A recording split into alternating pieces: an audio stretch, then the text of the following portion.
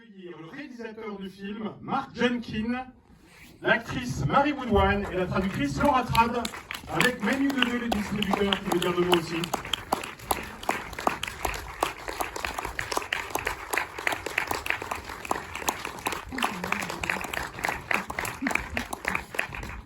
Je vais commencer par parler un peu de distribution, justement. Ouais. Histoire de...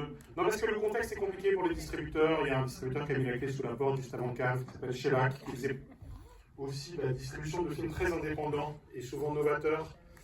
Et il y en a plusieurs autres qui souffrent. Voilà. Et du coup, j'ai envie de commencer cette soirée par remercier chaleureusement toute l'équipe des distributions qui sont vraiment des distributeurs de la découverte, qui ne se contentent pas d'explorer déjà maintes fois empruntés, et qui du coup nous font découvrir des films. Celui-là date de 2019 et il a eu le BAFTA du meilleur film anglais cette année-là. Meilleur premier film anglais. Et sans ED Distribution, ce film serait invisible en France. Voilà. Et donc ce travail de découverte-là, pour moi, il est l'équivalent du jour où ils sont venus en disant « Est-ce que vous connaissez Guy Madin ?» Et en fait, non, on ne connaissait pas Guy Madin, et ensuite on l'a fait venir grâce à vous. On a suivi son travail. Et pour moi, les deux œuvres résonnent dans la façon de travailler vraiment sur le langage cinématographique, d'expérimenter, mais dans une vraie générosité dans le rapport au spectateur. Voilà. Donc j'ai envie qu'on applaudisse ED Distribution.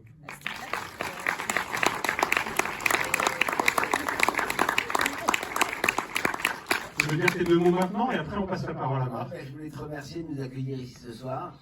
Je voulais vous remercier d'être aussi nombreux ce soir pour accueillir Marc et Marie pour ce film.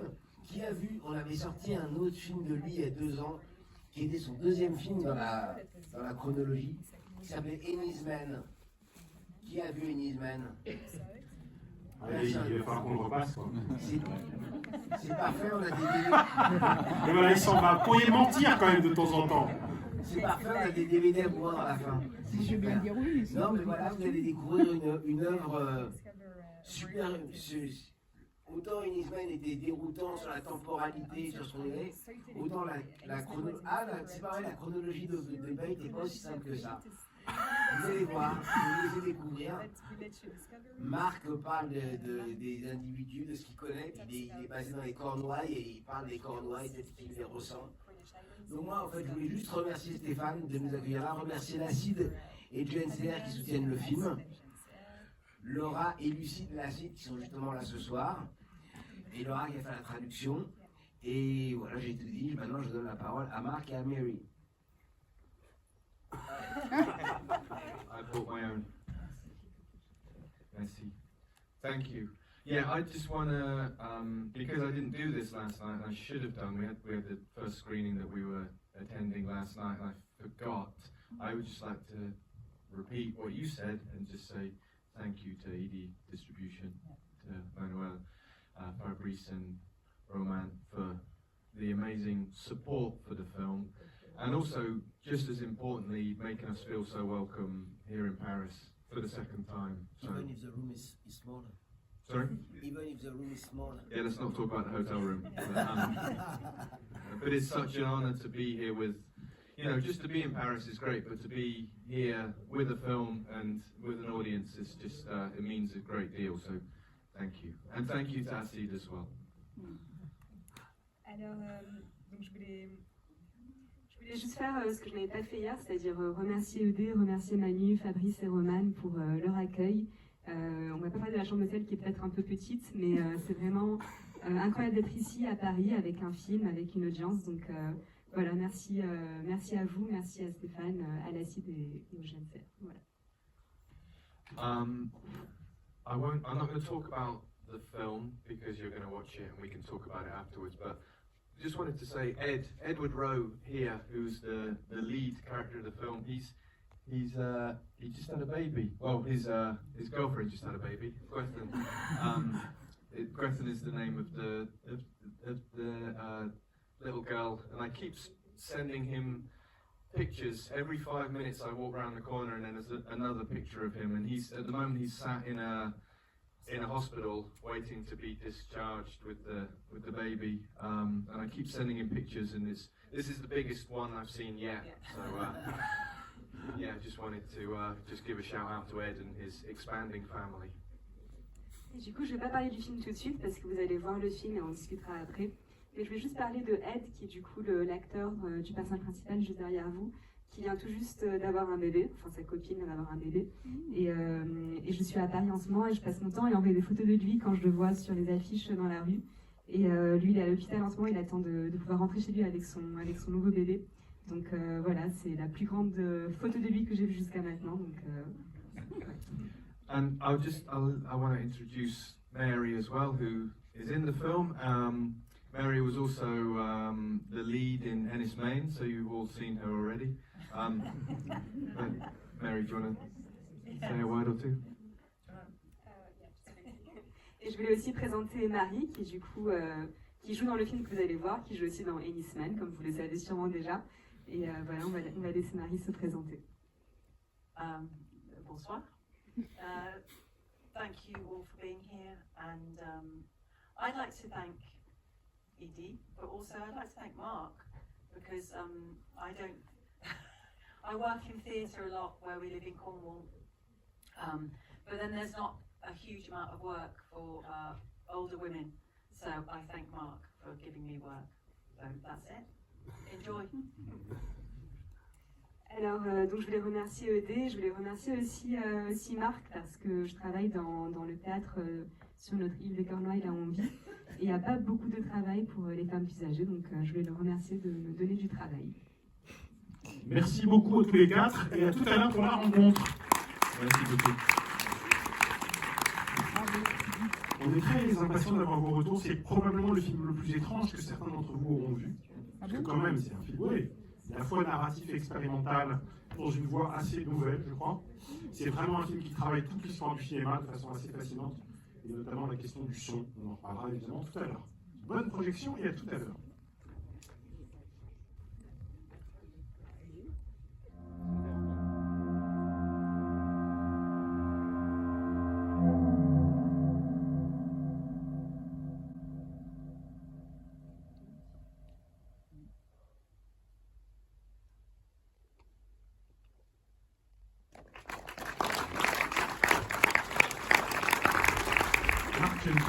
Marie Woodwine et Laura Trad pour la traduction.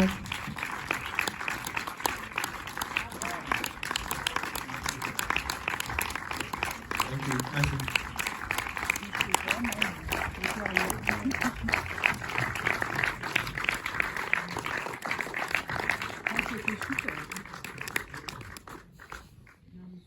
Alors, donc assez vite, on vous donnera la parole pour que vous nous racontiez ce que vous avez senti devant ce film.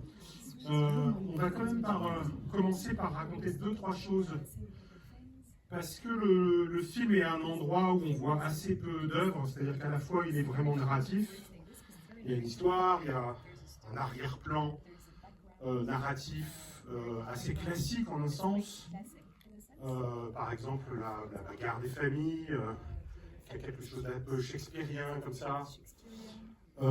Et donc il y a un soubassement narratif relativement classique, mais avec une espèce de violence exercée contre ce récit même par des inventions formelles pour faire en sorte de créer une espèce de tension à la fois par le travail du son, dont on va parler, mais aussi par la lacération de l'image, par le montage très singulier du film.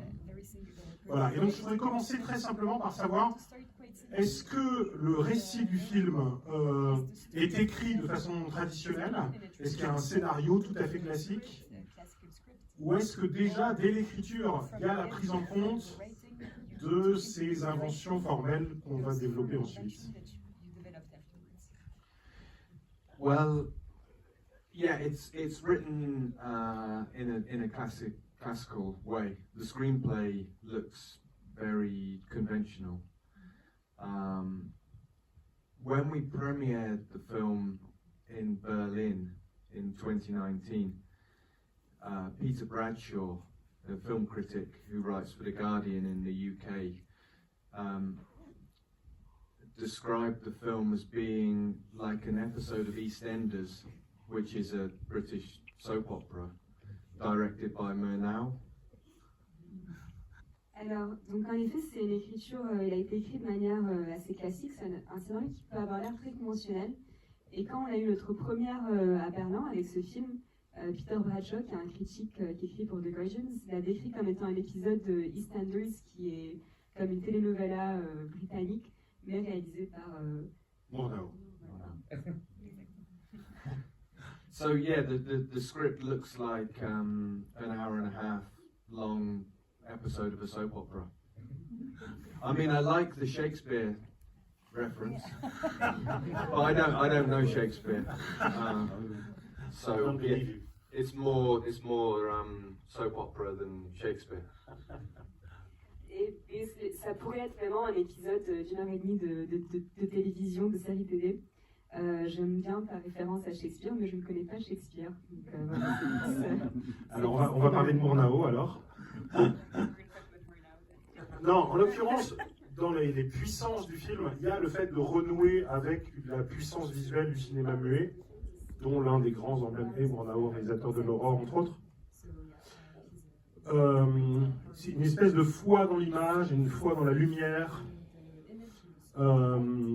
qui du coup, d'une certaine façon, ne repose absolument pas sur les dialogues, et on va un tout petit peu expliquer comment fonctionnent les dialogues dans ce film, mais qui est probablement lié au fait que le film a été enregistré, filmé entièrement sans son. Et donc, pourquoi cette technique-là? Qu'est-ce que ça t'apporte de ne pas avoir de micro sur le tournage? Et du coup, qu'est-ce que cette contrainte-là que tu t'infliges à toi-même t'incite à créer dans un second temps? Well, in the first instance, I picked up a camera that I couldn't record sound with, which is the Bolex H16. It's a clockwork camera, so you wind it, it's very noisy. I couldn't record sync sound with that camera. And so I thought it was a limitation to start with. I thought this is going to be a nightmare, not being able to record sound. But very quickly it became the best thing, the best discovery that I'd accidentally stumbled upon. And I would never record location sound ever again. Apologies to any location sound recordists in the room. Alors, donc ce qui s'est passé, c'est que j'ai choisi cette caméra qui n'a pas de micro, qui n'enregistre pas de son. Une Bolex 16 mm. Voilà, une Bolex exactement, qui est une caméra qui est très bruyante, qu'il faut remonter, et du coup c'était impossible d'enregistrer du son sur place sur le tournage, et je me suis dit que ça allait être un cauchemar, pourquoi est-ce que je me suis mis cette limitation.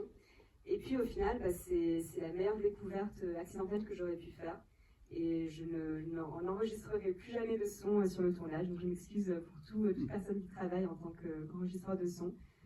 Voilà, c'est comme ça que je fais les choses. And when I knew that we were going to make this film and have to get all the actors back in one by one when the edit was done to record their dialogue, I decided to cut all of the dialogue from the script unless it was essential, which is why there's so little dialogue in the film compared to a lot of feature films. Et lorsque j'ai compris qu'en fait on allait devoir ramener les acteurs une fois que le montage allait être fait pour qu'ils puissent enregistrer leurs parties et leurs dialogues, j'ai décidé de couper tous les dialogues du film et ne rester que sur les dialogues les plus essentiels. Et c'est pour ça qu'il y a très peu de dialogues dans ce film en comparaison avec quelque chose de plus classique. Alors on va revenir après sur le sens du film et notamment sur ce rapport entre les touristes et les différents types de travailleurs qui habitent à cet endroit. Mais avant, je veux profiter de la présence de Mary pour lui demander d'une part comment dirige Marc, comment il travaille sur le plateau avec cette particularité de l'absence de son, Et puis, qu'est-ce que c'est que de revenir pour enregistrer des voix sur un film sur lequel on a déjà travaillé à l'image?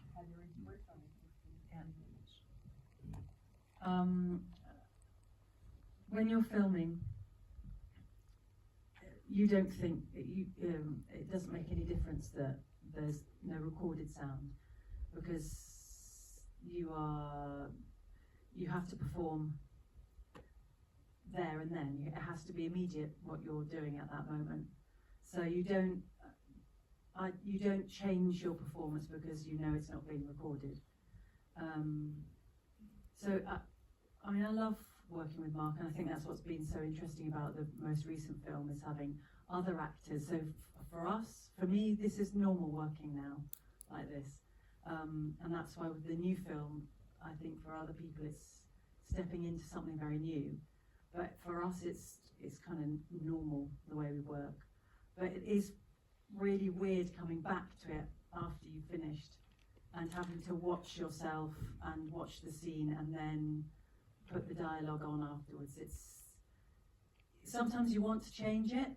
You think, oh, this will be better if I do it like this, but it won't match the visuals. The speech won't match the visuals if you try and change it. So you tend to come back and just do the same performance that you gave on the day. But it's great. It's a great way to work, and it's harder in some ways to come back and do it again. It's harder. Alors, donc, quand on filme, quand on joue devant la caméra, il n'y a vraiment pas de différence que le son soit enregistré ou pas, parce que voilà, c'est une performance qu'il faut donner, qu'on donne de manière immédiate. Donc on ne change pas nécessairement son jeu, ni sa manière de travailler sur place au moment du tournage. Et moi, j'adore travailler avec Marc, et c'est presque devenu, enfin pour moi, c'est quelque chose de normal de travailler comme ça. Et c'est toujours chouette de voir que c'est une nouveauté pour d'autres personnes, mais pour nous, voilà, c'est quelque chose d'assez normal comme manière de travailler.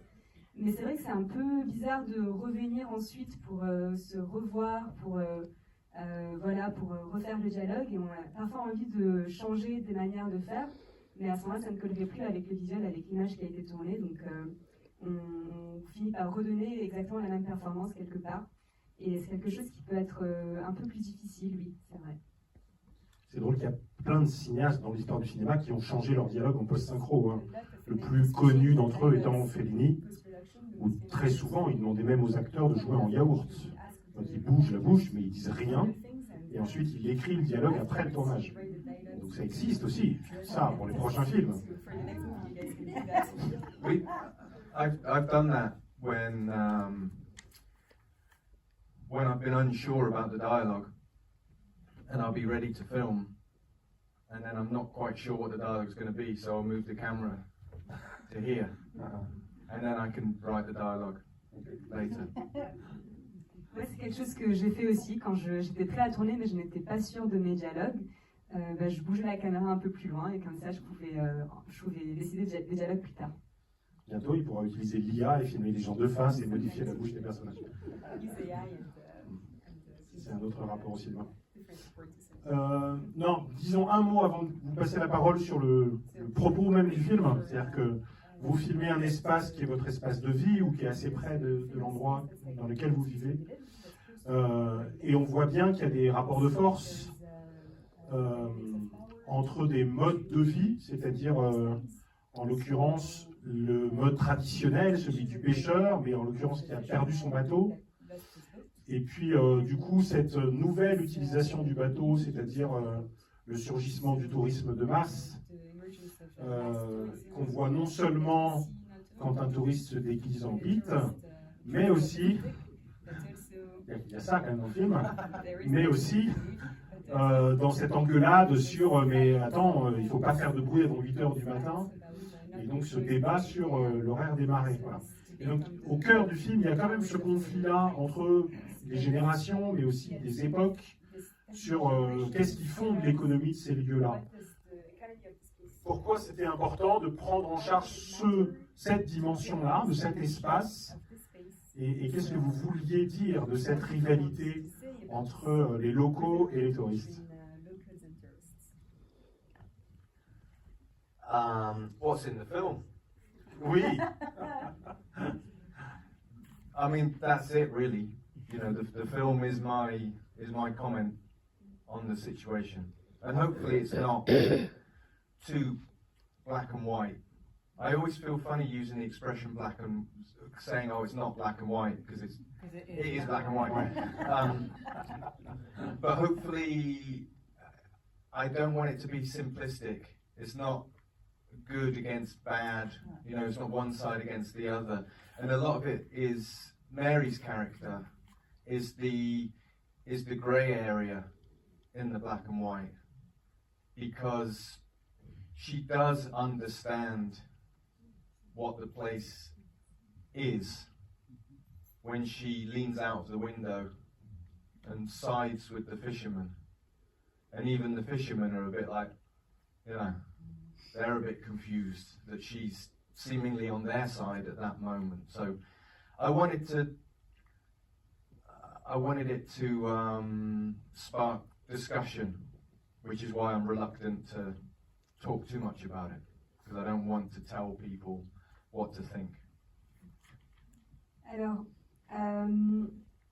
donc oui, c'est à peu près ce que tu as dit. Ce film est mon commentaire sur cette situation.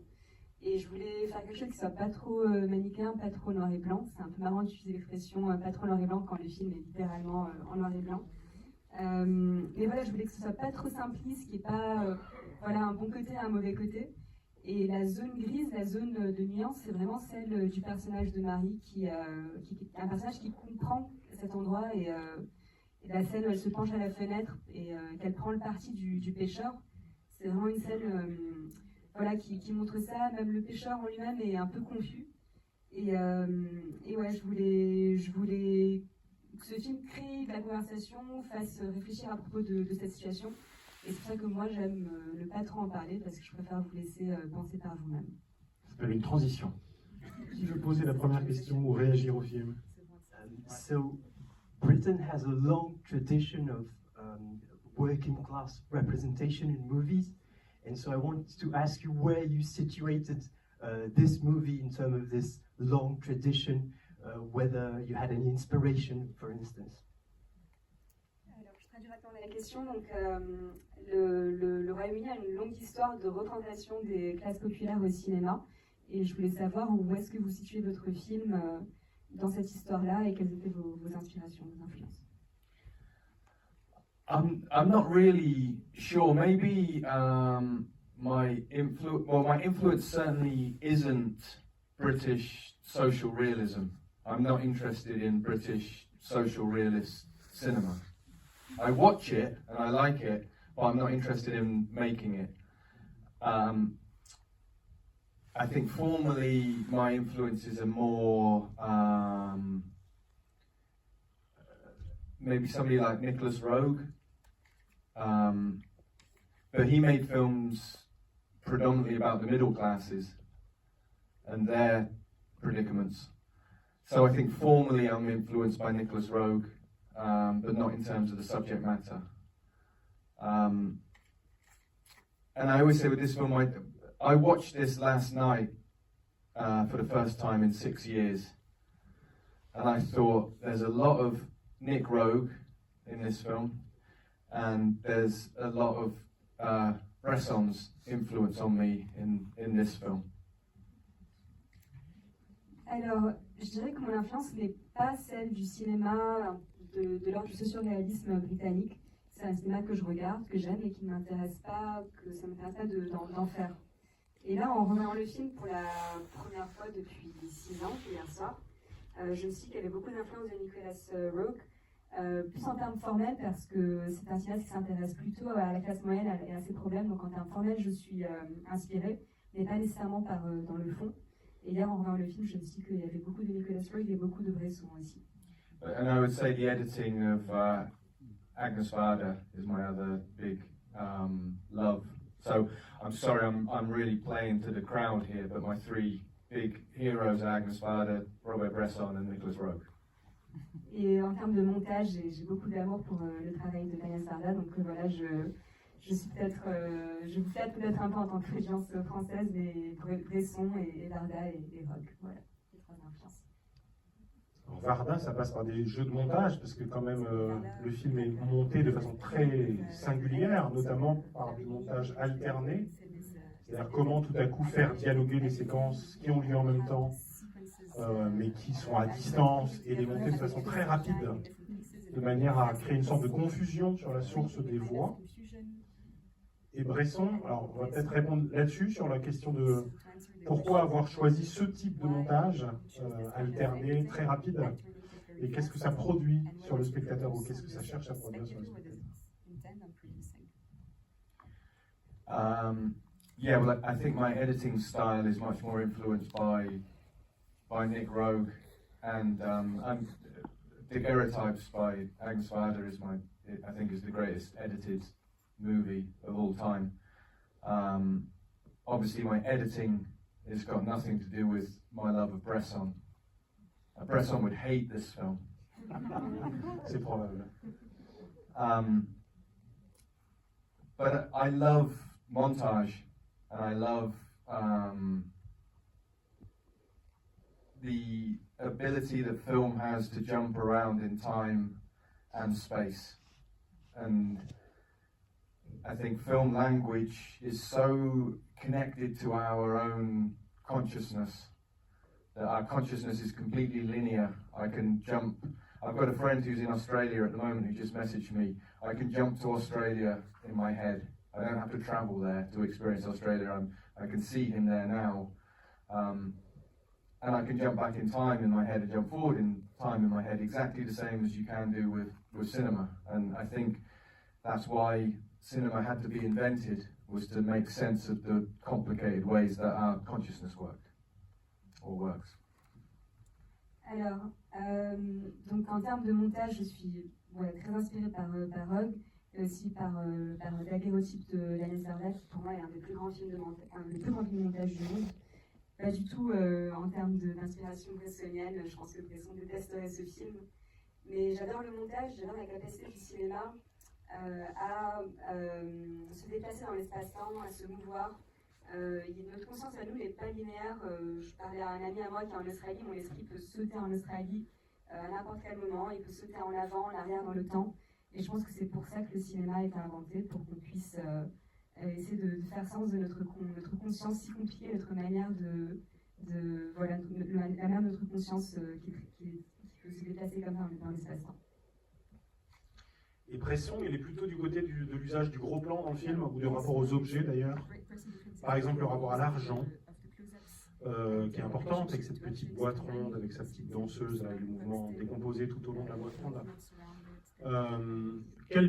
Quelle place vous avez trouvé aux objets? Parce que c'est lié aussi à votre façon de filmer, bizarrement. Les gros plans sur la statue, par exemple, mais d'autres types de gros plans dans le film qui vont s'arrêter sur un objet ou un fragment du corps. Je pense aux pieds et aux chaussures, par exemple. Voilà. D'où ça vient, ça, et dans quelle mesure c'est lié aussi à votre façon de filmer pour l'information.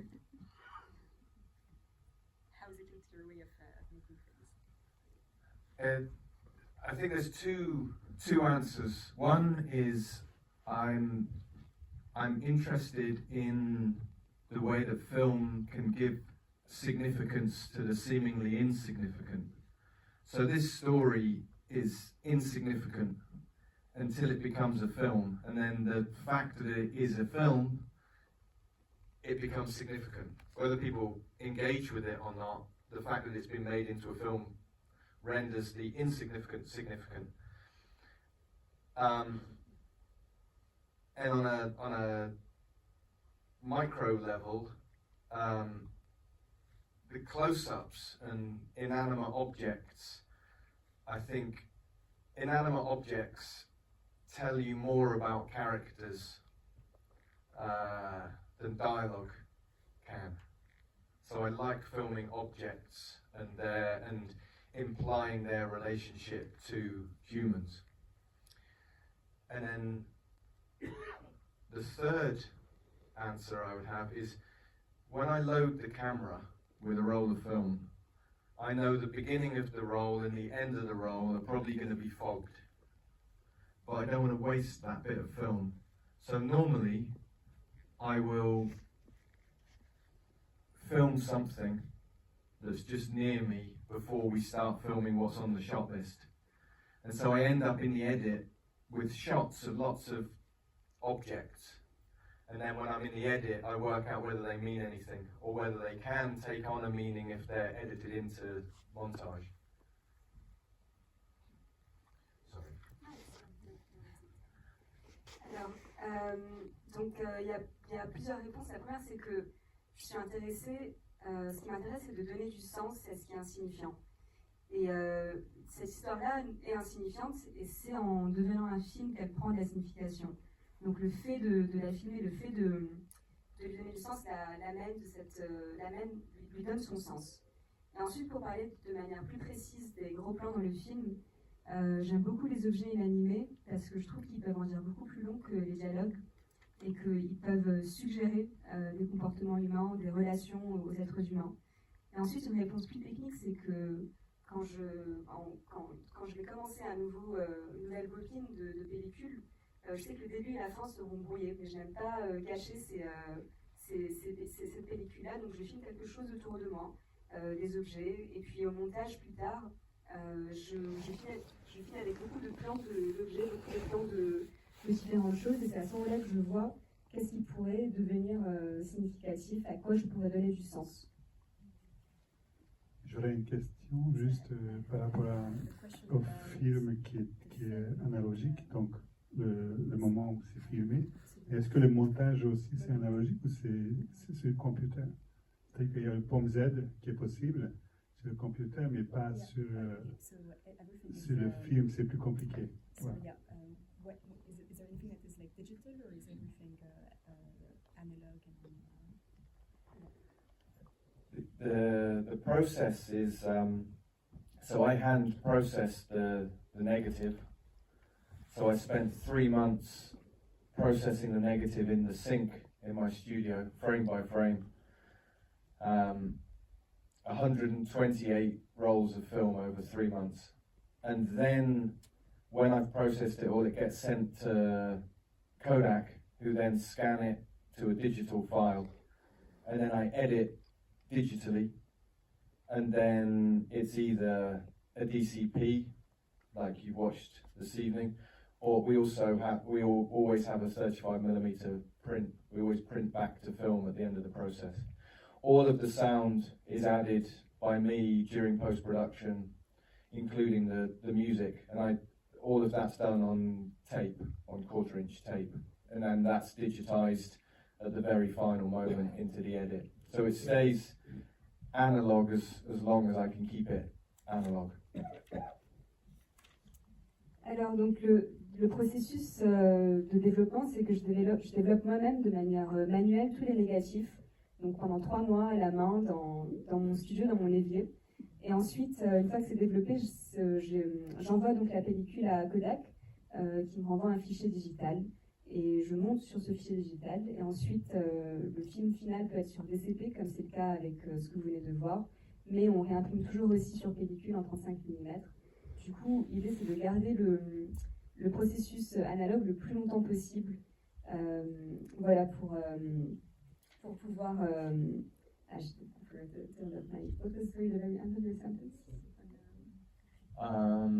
That I keep it as analog as long as possible. Donc voilà, le plus long possible en analogue, avant de passer au digital. Et après, il expliquait qu'il faisait les sons lui-même. Voilà, excuse-moi. Et tous les sons sont faits moi-même aussi, donc sur la pellicule directement. J'ajoutais d'ailleurs que parfois il double plusieurs personnages. C'est le cinéaste qui fait le plus de trucs tout seul au monde.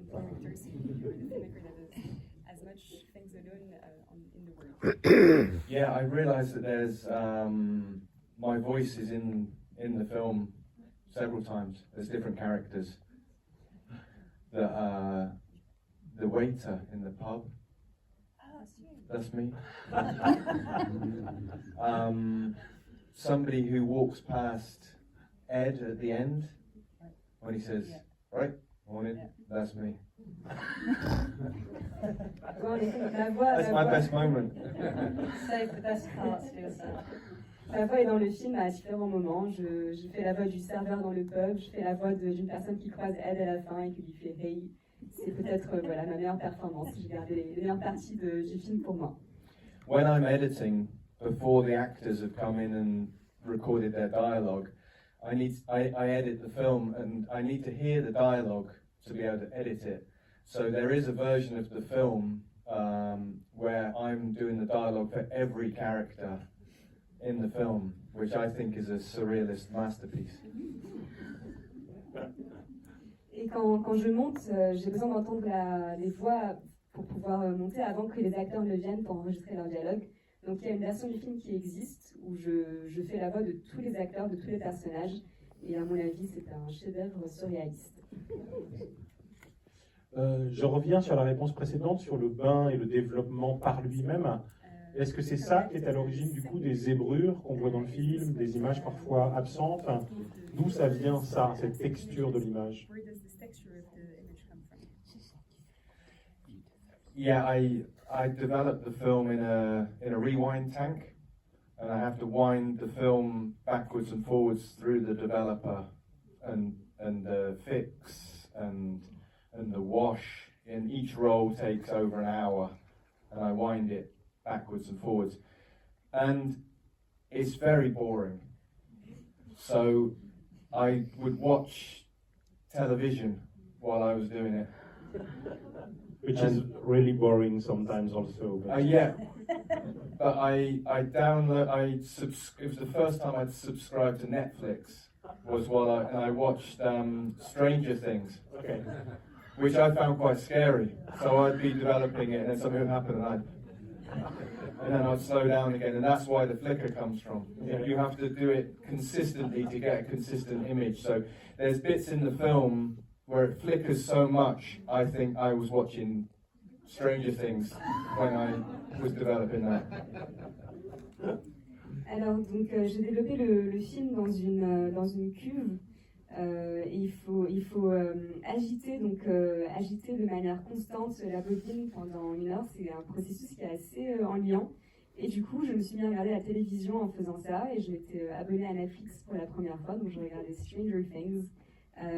Les zébrures en question, comme c'est une série qui pouvait me faire peur, les moments qui me faisaient peur ou qui me créaient des émotions, c'était le moment où je pouvais agiter plus vite et ça m'empêchait d'avoir une image constante. Et c'est ça qui est à l'origine du coup des zébrures et des imperfections de l'image.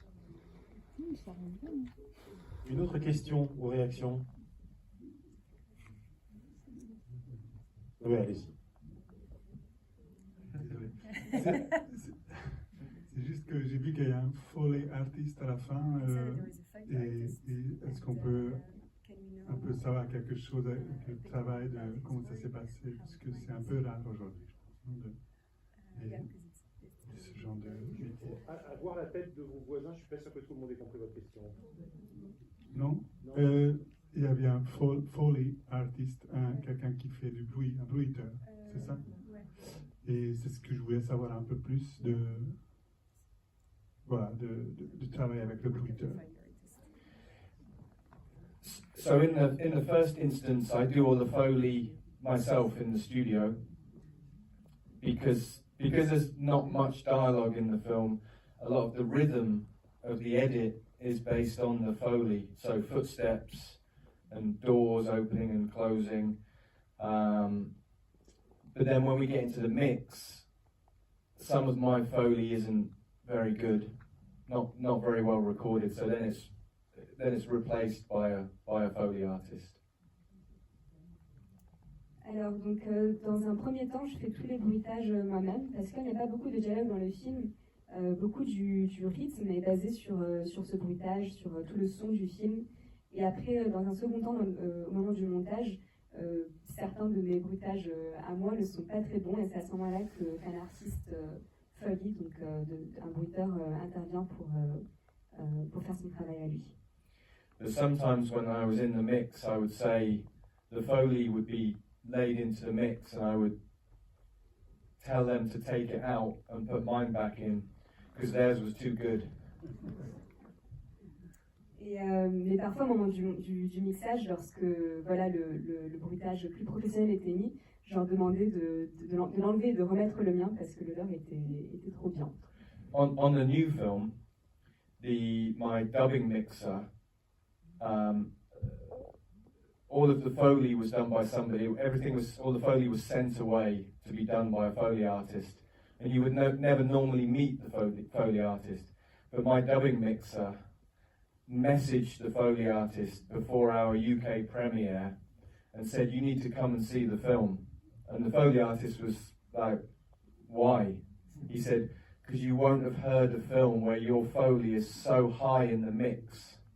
You'll be a hero at the screening. Everybody will want to meet the Foley artist who did the Foley."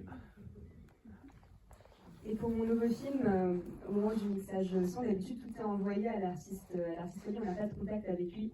Mais cette fois-ci, on l'a contacté par avance pour lui demander de venir voir le film parce qu'il n'aura jamais vu un film où le bruitage et l'artiste bruitage serait aussi important, qui serait un véritable héros du film, avec toute l'ampleur que le bruitage prend dans ce film-là. And this film was not meant to have any music in it. It was going to have no score. But when I was doing the Foley myself, I got so sick of having to do footsteps that I thought I'm just going to record some music and put it over it so I didn't have to do the footsteps. And that's why there's music in the film. Et ce film-là, à l'origine, ne devait pas avoir de musique du tout. Et à un moment, j'en avais tellement marre de faire des bruits de pas que je me suis dit, j'allais mettre de la musique pour que ça prenne de cette place-là. Et c'est pour ça qu'il y a la musique dans ce film, pour m'éviter le travail de faire le bruitage des bruits de pas. Je te raconte du coup que notre dernière invitée, c'était Juliette Binoche avec sa monteuse. Et la monteuse de Juliette Binoche, qui est montreuilloise, a travaillé avec Agnès Varda. Et elle disait qu'elle était sidérée parce que Agnès Varda faisait ça, c'est-à-dire qu'elle bruitait les pas au moment du montage et du mixage. Et donc il y a des choses, et elle a enregistré des voix aussi de temps en temps. Donc plutôt que de se renvoyer à un professionnel qui allait renvoyer le travail des jours plus tard, tout ça, elle préférait le faire elle-même. Donc parfois elle changeait de chaussures pour faire elle-même le bruitage des bruits de pas. Yeah, good. There's no place for professionals in filmmaking. C'est pas un endroit pour les professionnels de cinéma. Bonsoir, moi j'ai adoré votre film, c'est une belle découverte. Et je voulais savoir si l'acteur, il avait fait un stage pour apprendre les nœuds marins, s'il avait fait un stage de pêche, entre guillemets. S'il vous plaît. No. We didn't use his hands. Oh. He has the hands, he's a big guy, but he has the hands of a concert pianist. So the guy who plays the older fisherman who keeps appearing, he's a real fisherman, so we used his hands.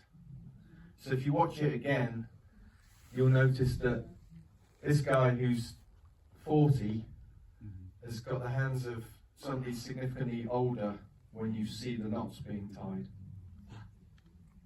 Alors non, parce que ce ne sont simplement pas ses mains qu'on a filmées pour attacher les nœuds.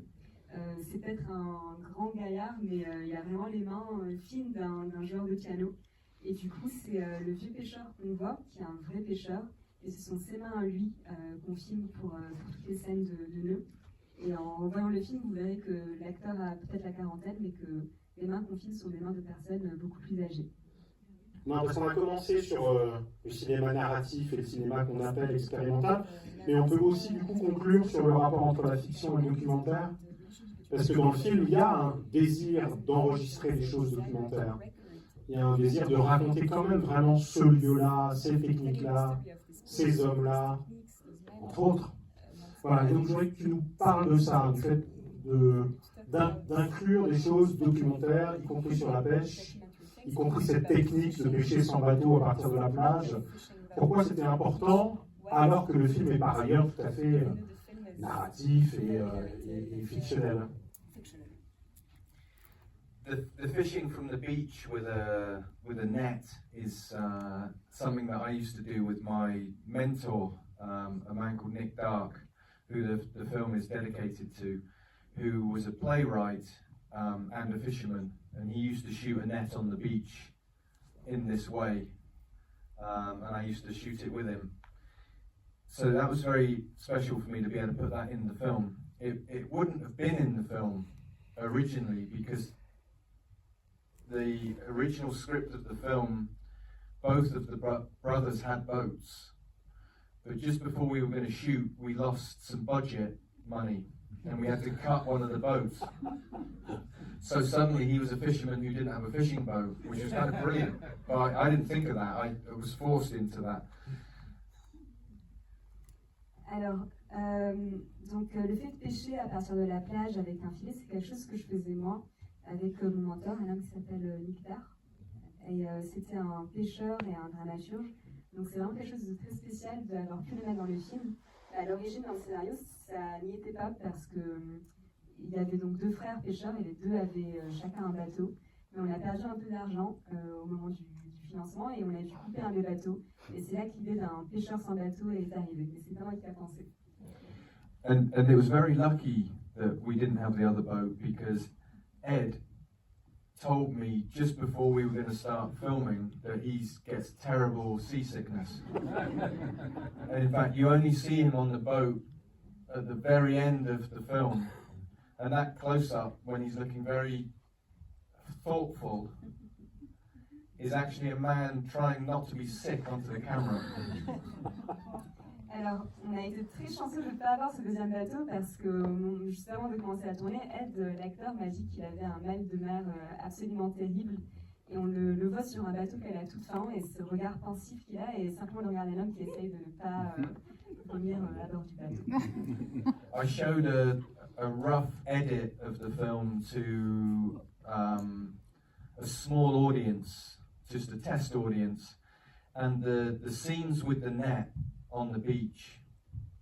When the film was screening, I said, after the screening, I said, those sequences are too long, they're going to be cut shorter. And everybody said, no, don't cut them shorter.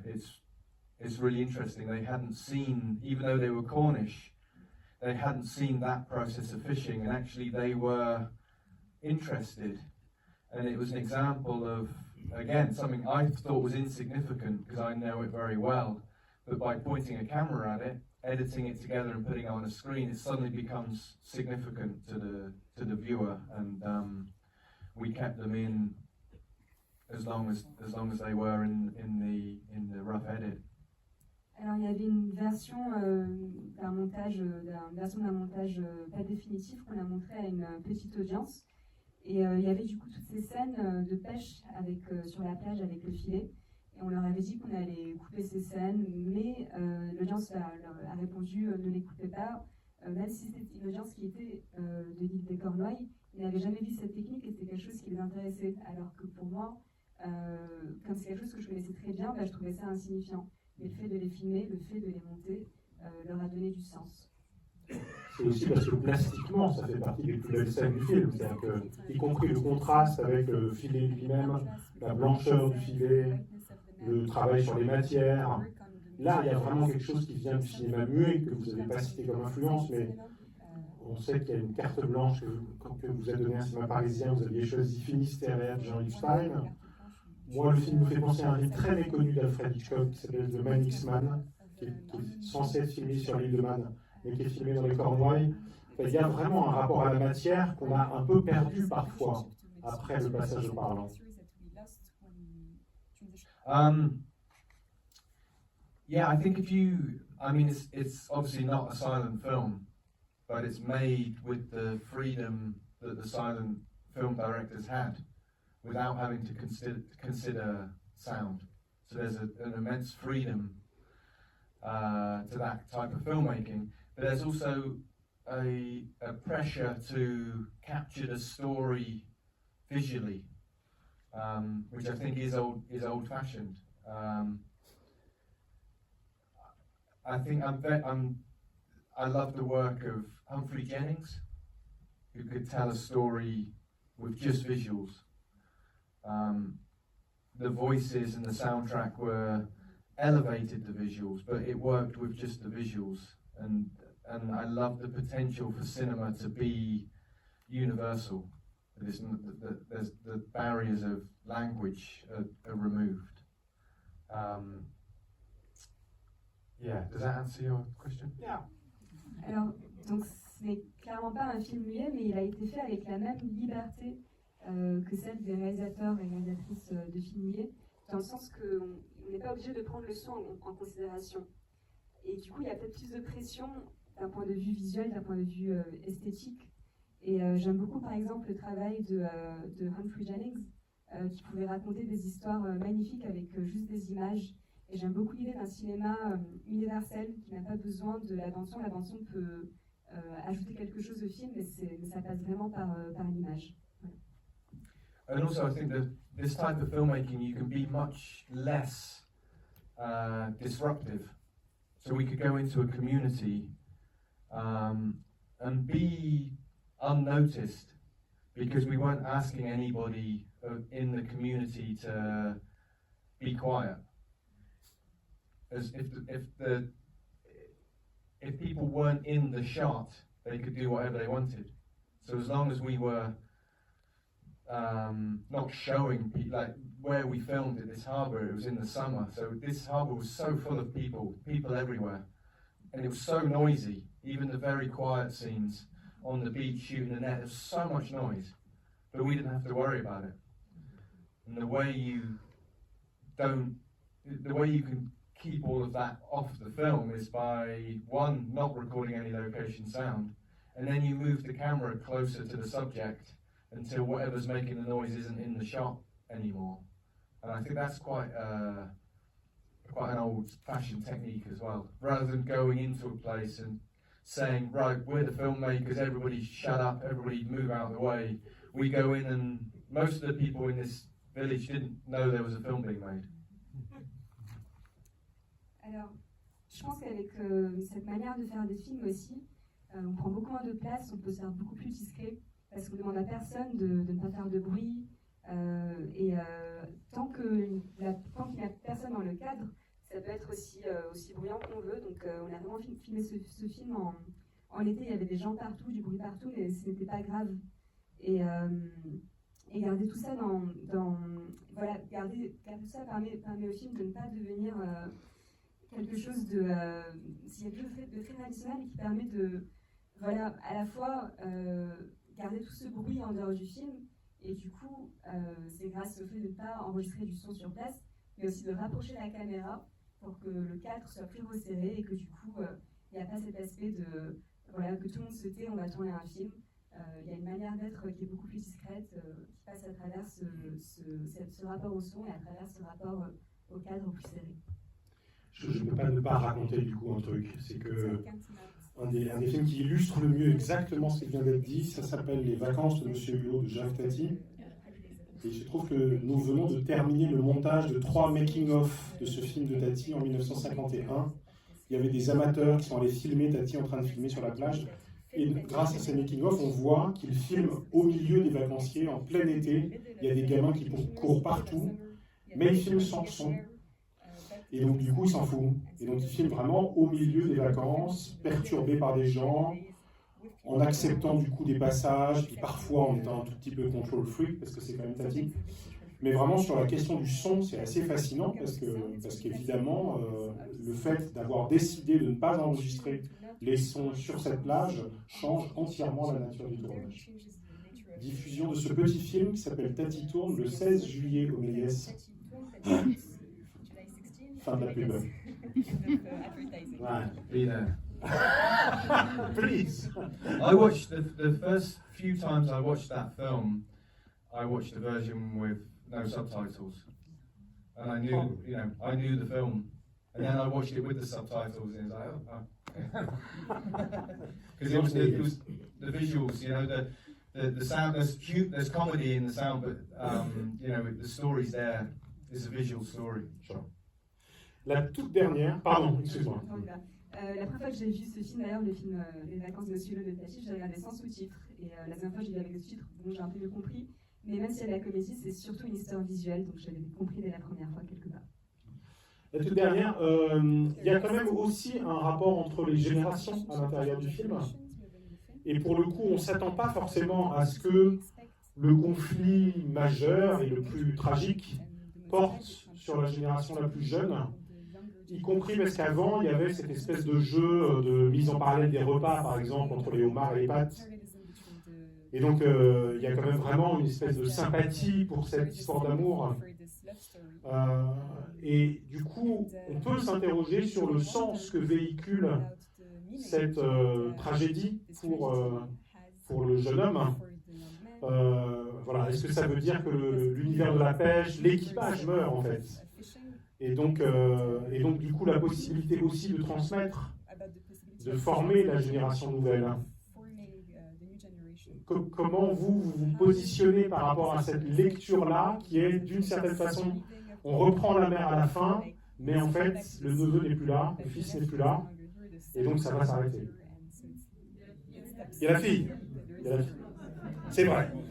Mais c'est peut-être ça le sens de la fin. J'espère.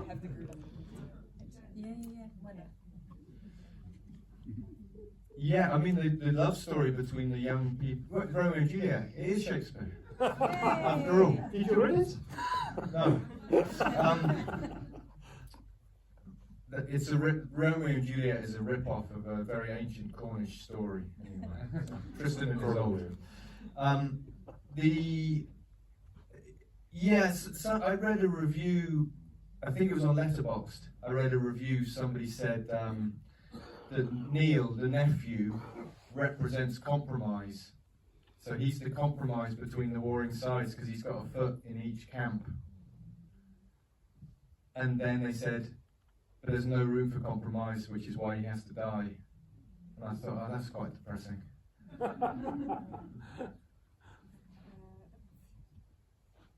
Alors, donc en effet, c'est une histoire d'amour, tiens, comme Roméo et Juliette. Donc il y a peut-être un peu de Shakespeare après tout, même si Shakespeare a volé l'histoire de Roméo et Juliette, elle vient l'histoire des Cornouailles. Et j'ai lu une critique sur Letterboxd qui disait que Neil, le neveu, représentait le compromis. Il avait un pied dans chaque camp. Et c'est pour ça qu'il a fallu qu'il meure, parce qu'il n'y avait pas de place pour le compromis. Et j'ai trouvé ça un peu déprimant. But I think the final images in the film where the two warring brothers are together, and you don't see any warmth between them, but they are together on the boat again, and the younger generation is on the boat, and the younger generation is female. I think all of that is a hopeful ending. There's a tragedy, but from tragedy comes hope. If something ends, it means it's the start of something else. Something has to start when something else ends. So without prescribing a meaning on it, from my point of view, I would say that the ending is hopeful. Et donc, il y a quand même cette image finale dans le film où les deux frères sont ensemble sur le bateau. On ne voit pas nécessairement quelque chose de très chaleureux entre eux, mais ils y sont tous les deux sur le bateau avec la nouvelle génération. Cette nouvelle génération est féminine. Et du coup, il y a quelque chose de l'ordre de l'espoir. À partir de la tragédie, on arrive vers l'espoir. Quand quelque chose se termine, il faut que quelque chose d'autre commence. Et je dirais que quand même, la note, sans asséner un sens à mon propre film, je dirais que la note finale, il y a quand même pas de l'espoir à l'intérieur. And maybe the boat will be used for both things. Sometimes it will take holidaymakers out, and sometimes it will be fishing. And maybe that's the compromise. Maybe that's the change that the fishermen have to make.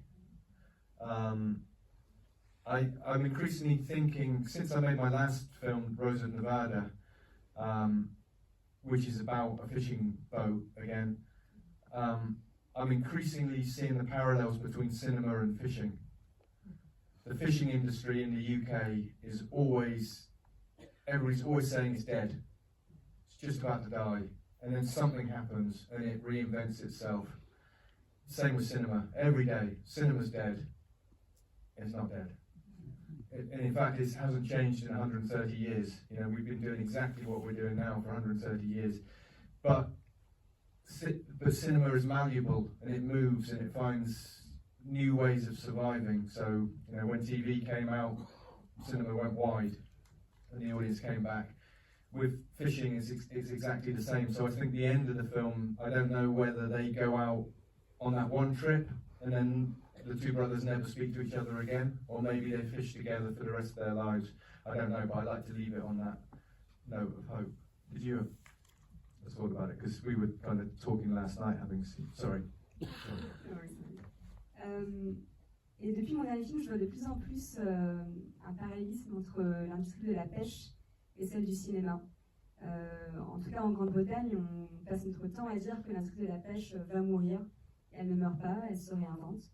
Et c'est la même chose avec le cinéma. On passe notre temps à dire que le cinéma est mort, mais il n'est pas mort. On fait la même chose depuis plus de 120 ans.